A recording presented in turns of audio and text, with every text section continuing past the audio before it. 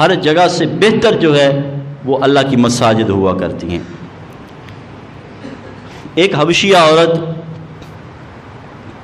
جو مسجد میں نماز عصر کے بعد صفائی کیا کرتی تھی، حضور علیہ الصلوۃ والسلام کے دور اقدس میں اس کی روٹین تھی، روزمرہ کا اس کا کام تھا کہ وہ ہر نماز عصر کے بعد آیا کرتی اور مسجد کی صفائی کیا کرتی۔ تو اس سے خوش بختی کیا ہو سکتی ہے جو اللہ کے گھروں کی صفائی کیا کرتے ہیں۔ وہ عورت جب مسجد کی صفائی کیا کرتی، اس کا وصال ہو گیا، وہ فوت ہو گئی۔ حضور کہیں باہر گئے ہوئے تھے، باہر تشریف لے کر گئے ہوئے تھے، تو پیچھے سے صحابہ کرام نے اس کا جنازہ پڑھا دیا، اس کی تدفین کی، جنازہ پڑھایا۔ جب جنازہ پڑھا گیا تو حضور جب تشریف لائے تو حضور نے پوچھا وہ جو عورت تھی جو مسجد کی صفائی کیا کرتی تھی وہ مجھے نظر نہیں آئی چند دن سے۔ تو صحابہ نے کہا یا رسول اللہ اس کا تو وصال ہو گیا، وہ فوت ہو گئی، وہ فوت ہوئی تو ہم نے اس کو تدفین کی، اس کو دفنا دیا، اس کا جنازہ پڑھا۔ تو میرے محبوب علیہ الصلوۃ والسلام نے ارشاد فرمایا صحابہ تو نے مجھے کیوں نہیں بتایا؟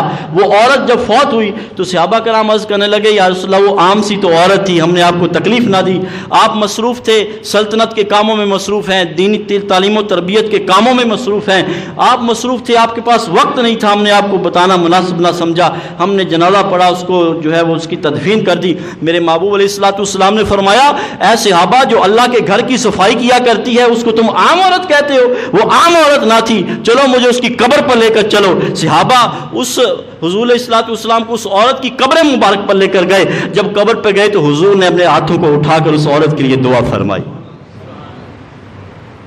تو میرے کریم آقا بھی اس بندے سے محبت کرتے ہیں جو مسجد سے محبت کیا کرتا ہے، جو مسجد کی صفائی ستھرائی میں دلچسپی لیتا ہے، مسجد کی ضروریات کو پورا کیا کرتا ہے۔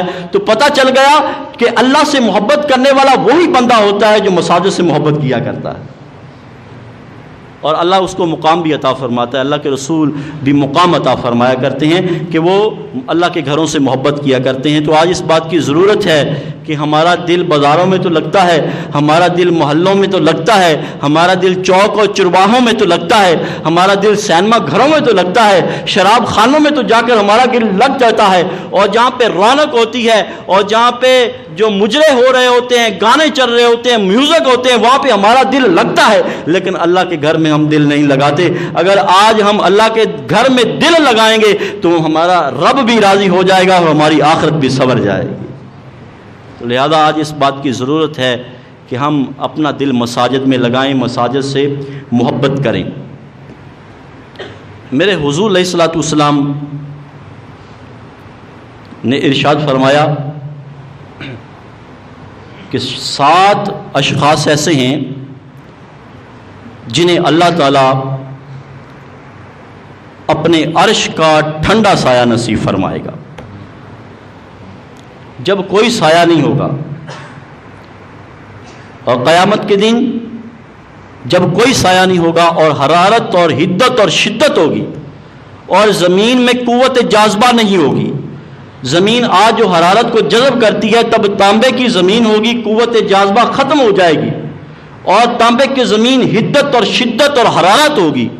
فرمایا اس وقت جب حدت اور شدت اور حرارت ہوگی اور کسی سے برداشت نہ ہوگی، فرمایا کہ جب جو بندہ مساجد سے محبت کرتا ہے، مسجدوں سے محبت کرنے والا ہے، جس کا دل مسجد کے ساتھ لگا رہتا ہے، فرمایا وہ 7 اشخاص ایسے ہیں جن کو اللہ تعالیٰ اپنے عرش کا ٹھنڈا سایہ نصیب فرمائے گا۔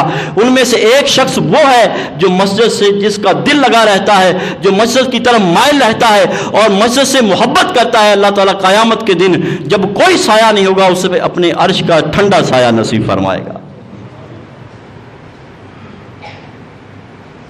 وہ جب برہنہ لوگ چل رہے ہوں گے اور ننگے